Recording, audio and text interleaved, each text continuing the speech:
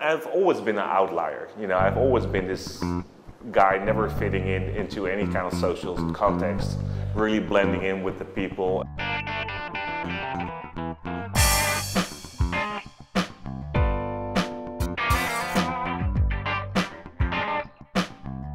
First time my father came to my studio and he saw all these paintings, all these different paintings, because none of my paintings look alike.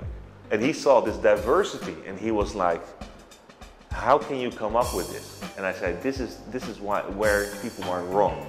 I don't come up with it, I get rid of it. It's so much going on. There's always so many thoughts. I can release them into the world and that makes it more comfortable for me. So it's almost like an art therapy.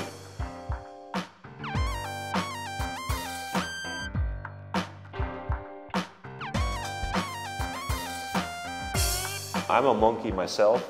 I'm from 1980, so I'm a little Sun Wukong. That's why I'm so undisciplined in school.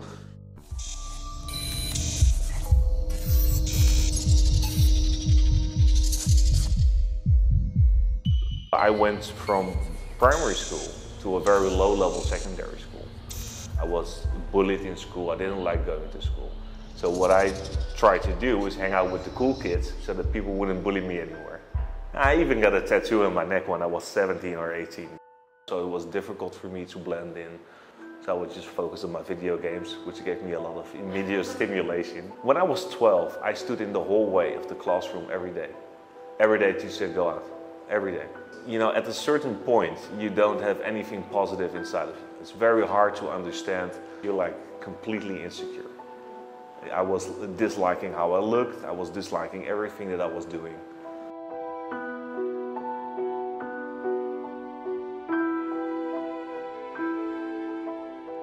My psychiatrist told me, Peter, you should start being creative again. It's a way for you to communicate with the world. You can translate what's going on inside and put it into drawing, paintings, whatever you like. This sounds a little bit silly, but sometimes when I was drawing during a session, it was just to kill time. Sitting still and just listening is difficult. I would still love to just look at my paper, draw. It gives me pleasure in creating something.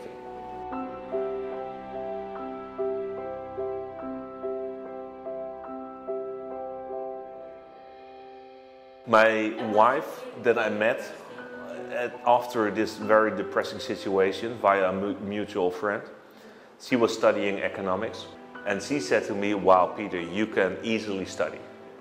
And I was like, wow, she's crazy. I can never do that. I still felt so insecure, but I'm in love, So if you're in love, you must say yes to women very often,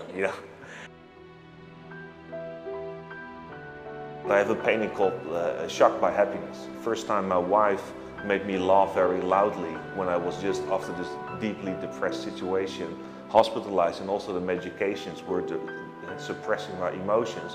And I laughed very loudly. I was very shocked by the situation that happened. So I made a painting out of that.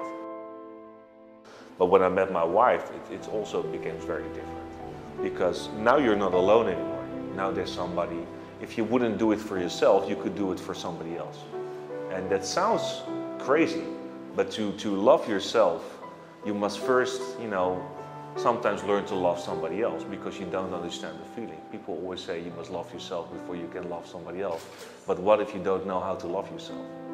Then it can be the other way around.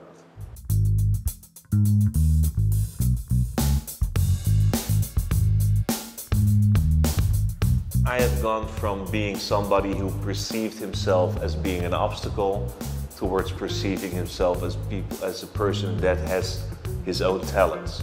Einstein said the only thing that interfered with my learning was my education. So maybe there was never really a problem with me being part of it, but the fact that I was part of it and where it was provided in a different way, maybe that was the problem and we recreated the way in how I participate in life.